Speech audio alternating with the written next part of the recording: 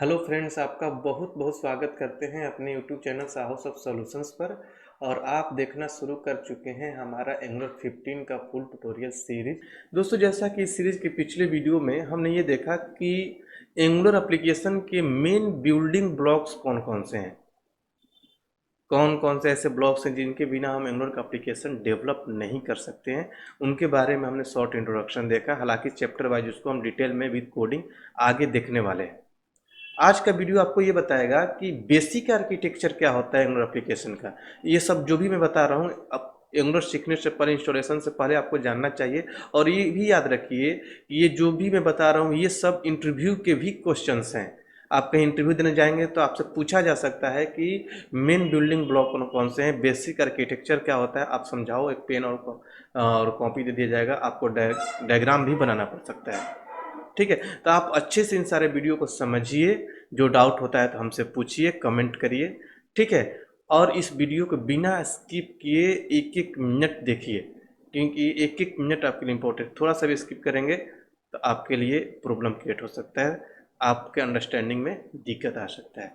ठीक है, तो चलिए हम बात करते हैं सबसे पहले कि मेन बिल्डिंग ब्लॉक्स के बाद बेसिक आर्किटेक्चर में क्या क्या होता है, क्या आता है। ठीक है, तो चलिए देखते हैं। तो देखिए, चलिए हम यहाँ पर देखेंगे कि basic architecture of N angular application. ठीक है, हम यहाँ पर बात करेंगे बेसिक आर्किटेक्चर के बारे में। तो इस बेसिक आर्किटेक्चर को समझने के लिए आपको इस डायग्राम को समझना होगा। डायग्राम को समझिए कि इस डायग्राम में क्या क्या है। ठीक है, उसके बाद ये जो भी चीज़ लिखा हुआ है यहाँ पर, उसको मैं एक प्रोजेक्ट के अंदर, कोड के अंदर भी दिखाऊंगा। हालांकि मैं आप लोग को अभी इंस्टॉलेशन वगैरह नहीं सिखाया हूँ, आगे मैं सिखाऊंगा तो आपको वहाँ पर दिखेगा जब आप प्रोजेक्ट क्रिएट करेंगे। ठीक है, तो सबसे पहले समझिए कि यहाँ पर जो मैंने लिख रखा है कि मॉड्यूल। ठीक है, तो पिछले क्लास में भी मैंने बताया, पिछले वीडियो में भी मैंने आप लोग को बताया कि every application have at least one module file. कहने का मतलब ये है कि हर एप्लीकेशन में एक मॉड्यूल का फाइल होना जरूरी है। विदाउट मॉड्यूल का आप कोई एंगुलर का एप्लीकेशन डेवलप नहीं कर सकते हैं। ठीक है, तो एटलीस्ट एक मॉड्यूल का फाइल होना जरूरी है। इसीलिए जब आप कोई प्रोजेक्ट क्रिएट करते हैं तो बाय डिफ़ॉल्ट एंगुलर आपको एक मॉड्यूल का फाइल क्रिएट करके दे देता है, जिसका नेम होता है app.module.ts फाइल। ठीक है, अब उस मॉड्यूल को मैं अभी दिखाऊंगा कि उस मॉड्यूल के अंदर क्या क्या होता है। ठीक है, उसके बाद समझिए कि हर एप्लीकेशन के अंदर एटलीस्ट एक कंपोनेंट का भी फाइल होना चाहिए, जो कि एक मेन बिल्डिंग ब्लॉक में आता है। तो इसीलिए जब आप कोई एंगुलर का एप्लीकेशन क्रिएट करते हैं तो आपके एप्लीकेशन के अंदर अपने आप एक कंपोनेंट भी क्रिएट होकर आता है। उसका 4 फाइल, 4 फाइल्स एक कंपोनेंट क्रिएट होकर आते हैं बाय डिफ़ॉल्ट, जिसे हम रूट कंपोनेंट बोलते हैं। और उसका नेम होता है app.component.ts फाइल।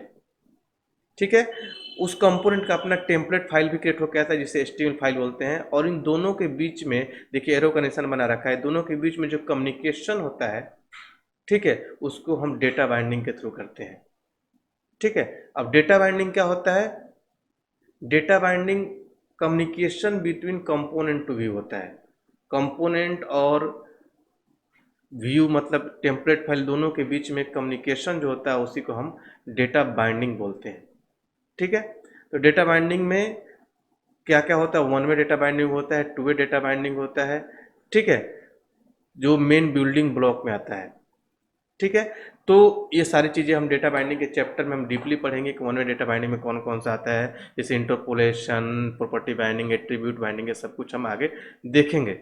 ठीक है, डीपली। तो यहाँ पर आप समझिए कि कंपोनेंट और टेम्पलेट के बीच में कम्युनिकेशन को डेटा बाइंडिंग बोलते हैं। हर कंपोनेंट का अपना कुछ मेटा डेटा होता है। ठीक है, जिन मेटा डेटा को हम बोलते हैं, जैसे टेम्पलेट हो गया, अभी दिखाऊंगा आप लोग को, सिलेक्टर हो गया, टेम्पलेट यूआरएल हो गया, वो सारे मेटा डेटा होते हैं। हर कंपोनेंट का यही मेटा डेटा डिफाइन करते हैं कि ये कंपोनेंट कहाँ दिखेगा, कैसे दिखेगा, कैसा दिखेगा।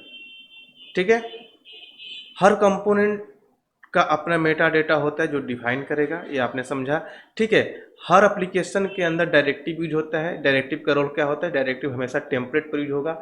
ठीक है, इसीलिए मैंने इसका एरो का निशान टेम्पलेट पे दे रखा है, जैसे NG if, star NG star NG for, star NG switch, कैसे सब डायरेक्टिव है, कैसे यूज करते हैं हम डीपली देखेंगे डायरेक्टिव के क्लास में, डायरेक्टिव के चैप्टर में। ठीक है, और ये टेम्पलेट पर हमेशा यूज होगा, कभी भी ये कंपोनेंट पर यूज नहीं होता। ठीक है। सर्विस के बारे में बताया कि कोड को यूज करने के लिए यूज होता है, ये हमेशा कंपोनेंट पर यूज होता होगा। ऐसा नहीं कि आप इसका एरो का निशान टेम्पलेट पर दे देंगे। सर्विस हमेशा कंपोनेंट पर इंजेक्ट किया जाता है, उसके कंस्ट्रक्टर के अंदर उसका ऑब्जेक्ट बनाया जाता है। तो चलिए मैं थोड़ा सा कोडिंग आपको दिखाता हूँ इन सारी चीज़ों को, तब आपको थोड़ा सा कंसेप्ट और भी क्लियर होगा कि कौन सा चीज़ किससे कनेक्टेड होता है। ठीक है, चलिए मैं आपको लिए चलता हूँ कोड में। तो देखिए ये है एक प्रोजेक्ट। जब आप कोई प्रोजेक्ट क्रिएट करते हैं तो इतना सारा फाइल और फोल्डर क्रिएट होके आता है अपने आप। ठीक है, ये सब फाइल और फोल्डर क्रिएट होकर अपने आप आते हैं। मैं आगे आप लोग को इन सारे फाइल और फोल्डर के बारे में समझाऊंगा भी। ठीक है, आगे मैं आप लोग को इन सारे फाइल और फोल्डर के बारे में डीपली समझाऊंगा कौन सा फाइल और कौन सा फोल्डर का क्या काम है। ठीक है, क्यों यहाँ पर अवेलेबल है, किसके अंदर क्या कर सकते हैं। जब मैं प्रोजेक्ट क्रिएट करना सिखा दूंगा तो फोल्डर स्ट्रक्चर के वीडियो में सब कुछ सिखाऊंगा। ठीक है, ये हालांकि अभी जो ये प्रोजेक्ट है एंगुलर 14 में नहीं है, एंगुलर 13 में है, क्योंकि अभी मैंने आप लोग को 14 इंस्टॉल करना नहीं सिखाया है। अगर मैं 14 इंस्टॉल कर देता तो आपको सिखाने में दिक्कत होता, इसलिए मैं आप लोग के सामने 14 इंस्टॉल करूंगा अपने लैपटॉप में और आपको दिखाऊंगा कि कैसे फोटो इंस्टॉल करते हैं। पहले से अगर आपके लैपटॉप में कोई पुराना वर्जन अवेलेबल है तो उसको कैसे हटाएंगे, कौन कौन से फोल्डर हमें डिलीट करना, सब कुछ सिखा दूंगा, जिससे कि आपको ट्रबल शूटिंग नहीं होगा, कोई भी ट्रबल शूटिंग करने की जरूरत नहीं पड़ेगी, सब कुछ आप इजीली सीख जाएंगे इंस्टॉलेशन। ठीक है, तो ये प्रोजेक्ट जब आप क्रिएट करते हैं तो अपने आप आपके प्रोजेक्ट में ये app.module.ts फाइल क्रिएट हो जाता है। ठीक है, app.module.ts फाइल क्रिएट हो जाता है। चलिए इसको मैं हटाता हूँ, किसी दूसरे प्रोजेक्ट का है इसलिए यहाँ पर एरर आ रहा है। अभी इसको मैं बाद में बताऊंगा। ठीक है, पहले से R&D किया हुआ प्रोजेक्ट है। ठीक है, इसी में आपको दिखा रहा हूँ। आगे मैं प्रोजेक्ट क्रिएट करूँगा तो फ्रेश पूरा कोड दिखेगा। ठीक है, बस दिखाने के लिए मैंने इस प्रोजेक्ट को ओपन किया है। तो यहाँ पर देखिए कि जब कोई मॉड्यूल फाइल क्रिएट करते हैं तो मॉड्यूल फाइल के अंदर क्रिएट करते हैं या फिर क्रिएटेड आता है, ये तो क्रिएट होकर आया हुआ है। आगे मैं आप लोग मॉड्यूल क्रिएट करना भी सिखाऊंगा तो वहाँ पर भी ये सब कुछ बना बनाया आएगा। ठीक है, तो ये प्रोजेक्ट के क्रिएशन के टाइम में ये app.module.ts फाइल क्रिएट होकर आया है। और इसमें देखिए इस मैं बता रहा था कि ये क्लास होता है, इसकर ऊपर से सब कुछ आप हटा दीजिए तो देखिए एक्सपोर्ट क्लास ऐप मॉड्यूल एक क्लास ही होता है। उसके ऊपर ये डेकोरेटर लगा हुआ है। ठीक है, मॉड्यूल के वीडियो में अच्छे से मैं बताऊंगा, एक एक लाइन का मतलब समझाऊंगा सबका। ठीक है, एक एक लाइन का मतलब सबका समझाऊंगा। ठीक है, तो ये एनजी मॉड्यूल डेकोरेटर है, इसके अंदर कुछ मेटा डेटा है। ठीक है, यही डेकोरेटर इस क्लास को डेकोरेट कर रहा है जो इस क्लास को मॉड्यूल फाइल बना रहा है। ठीक है, इसके अंदर क्या क्या है, डिक्लेरेशन का सेक्शन है, इंपोर्ट का सेक्शन है, मेटा डेटा जिसे बोलते हैं, प्रोवाइडर है, बूटस्ट्रैप है।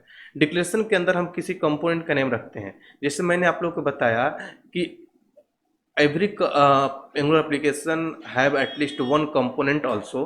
ठीक है, तो अपने आप एक कंपोनेंट भी क्रिएट होकर आता है। देखिए ऐप कंपोनेंट.ts फाइल ये क्रिएट होकर है, इसका नेम क्या है, ऐप कंपोनेंट। तो इसका नेम कहाँ पर ऐड है, इस मॉड्यूल के डिक्लेरेशन सेक्शन के अंदर। समझिए, तो मतलब ये कंपोनेंट इस मॉड्यूल से एसोसिएटेड है, मतलब इसका कनेक्टिविटी यहाँ पर है। ठीक है, यही बेसिक आर्किटेक्चर में आता है कौन सा चीज़ कहाँ पर होता है।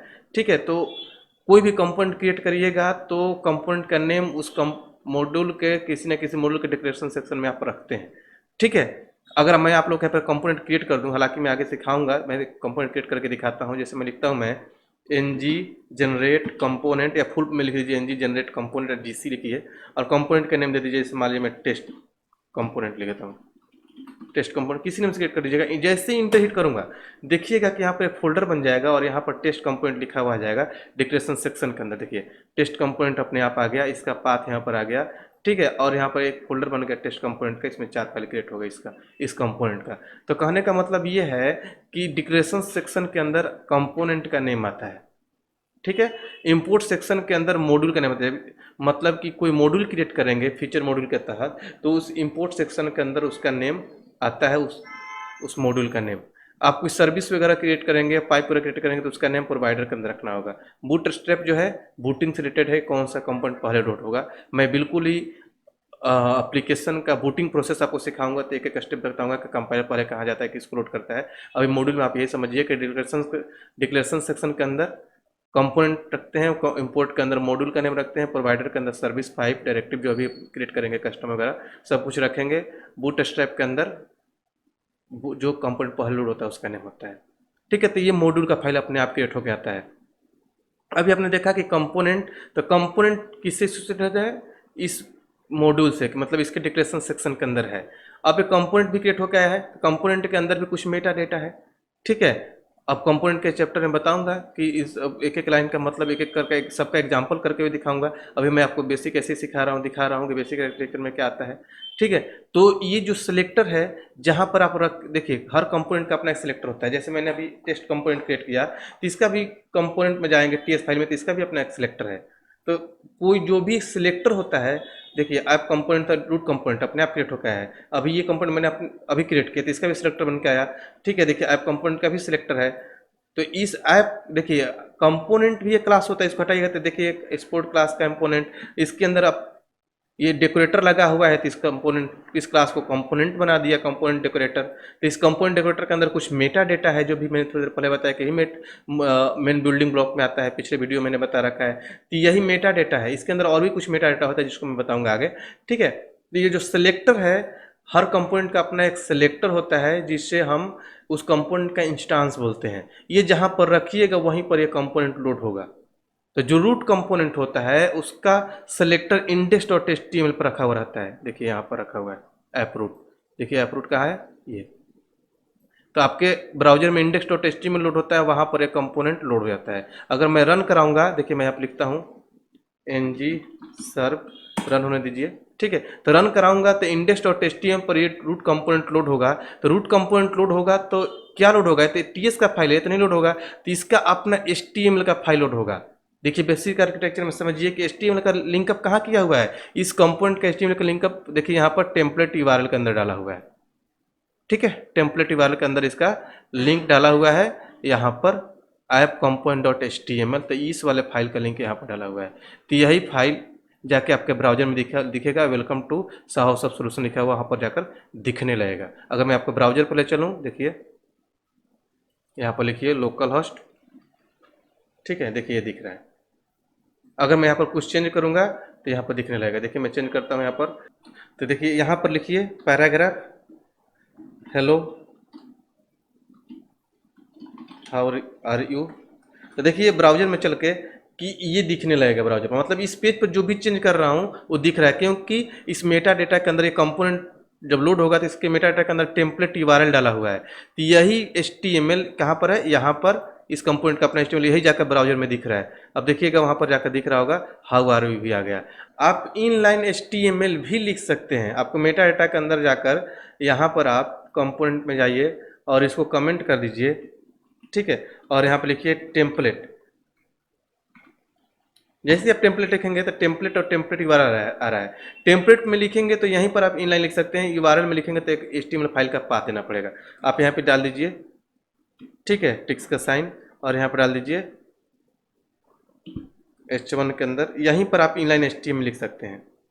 ये सब कुछ मैं कंपोनेंट के क्लास में, कंपोनेंट वीडियो में बहुत ही डीपली बताऊंगा। मैं लिखता हूँ हेलो वर्ल्ड, ठीक है, H1 मैंने बंद कर दिया इसको, ठीक है। अब देखिए, अब यहाँ पर जो इस HTML को लोड कर रहा था तो यहाँ पर क्या लिखा हुआ था, वेलकम टू साहो सब solution, hello how are you, तो ये नहीं लोड होगा। अब आपको दिखेगा हेलो वर्ल्ड आपके ब्राउजर में, मतलब कि क्योंकि हम इसका कनेक्शन काट दिया। यही सब आर्किटेक्चर होता है, किसका कनेक्टिविटी यहाँ पर है, ठीक है। देखिए अब देखिए हेलो वर्ल्ड आ गया, ठीक है।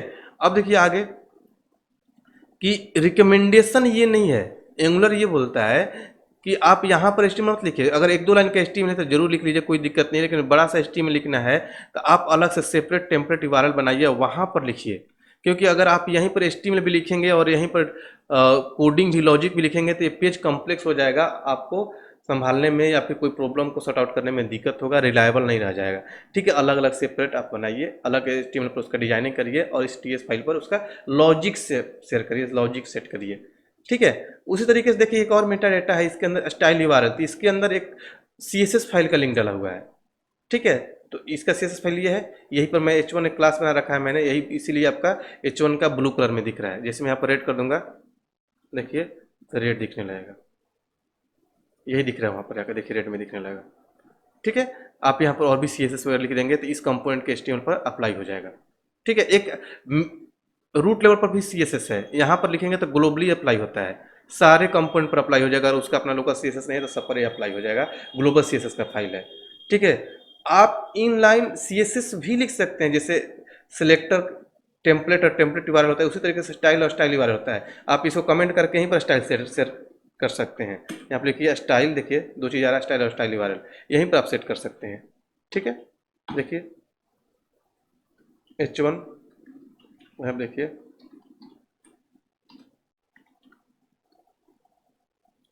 बैकग्राउंड कलर, ठीक है, लिख दीजिए ऑरेंज। देखिए अब वहाँ पर जो रेड था वो नहीं दिखेगा, बैकग्राउंड कलर ऑरेंज हो गया होगा, देखिए ऑरेंज हो गया। तो आप यहीं से इसको चेंज कर सकते हैं। ठीक है, अब देखिए आगे कि ये सब हमने बताया कि कंपोनेंट के अंदर होता है, यही सब बेसिक आर्किटेक्चर होता है। आप जब सर्विस क्रिएट करेंगे इस तरीके से यहाँ पर सर्विस क्रिएट करेंगे। आप इस HTML पर डायरेक्टिव अप्लाई करेंगे, जो मैंने बताया कि HTML पर ही होगा। जब आप सर्विस बनाएंगे तो यहाँ पर सर्विस क्रिएट करेंगे, उसका ऑब्जेक्ट यहाँ पर कंस्ट्रक्टर बना के क्रिएट करेंगे।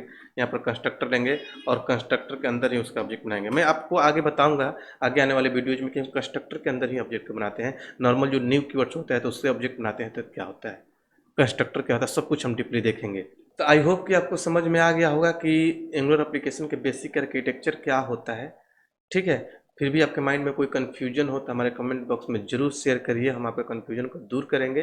तो चलिए मिलेंगे अगले वीडियो में अगले टॉपिक के साथ, तब तक के लिए थैंक यू सो मच। तो इस वीडियो को ज़्यादा से ज़्यादा लाइक करिए, सब्सक्राइब करिए चैनल को, और लोगों में शेयर करिए ताकि सबको देखने को मिले, जिससे कि हमारा मनोबल और भी बढ़ता है और हम नए नए वीडियो लेकर आते हैं आपके लिए। तो चलिए मिलते हैं अगले वीडियो में अगले टॉपिक के साथ, तब तक के लिए थैंक यू सो मच।